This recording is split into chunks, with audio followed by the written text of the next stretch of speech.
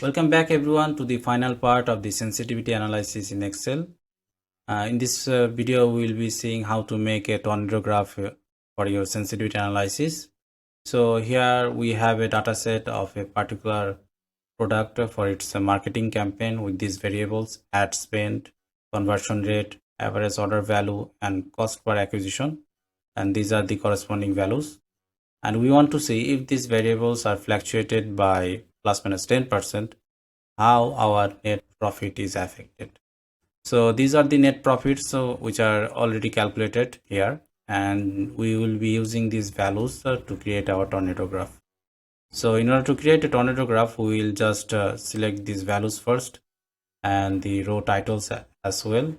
Since they are in separate columns, we will click on to the control and select the values. This way both of the columns will be selected, and then we will press on to the insert.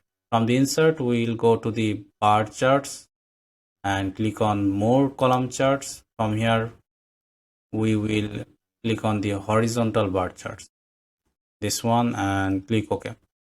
So our tornado graph is here, but there are lots of editing needs to be done here. First of all, we will click on to the vertical axis and format the axis.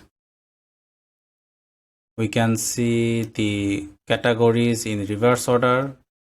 If we click onto this, the graph will be upside down, and we will keep the previous one because this one looks more better and it looks like a tornado for its name.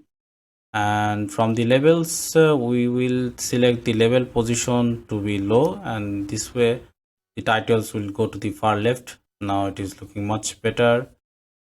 And we will also increase the thickness of the bars by decreasing the gap width, and we will also change the colors of the bars from the fields a deep color. We'll also give the data labels. Looks much better now. We'll also edit the axis. We'll give it a black color. We'll increase the font size a little bit. Same for the horizontal axis or the x-axis. And finally, we'll give a title for the chart. We'll name it tornado graph. We'll make it black and increase the font size a little bit.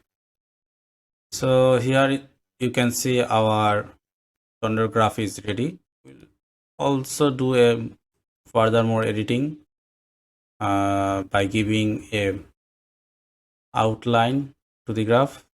It looks much better now. So this is how you can create a professional tornado graph with your sensitivity analysis dataset to visually represent it.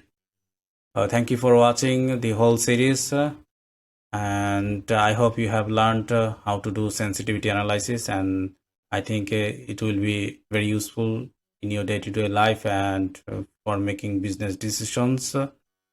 Thank you again, and hopefully we'll meet again for an exciting video again.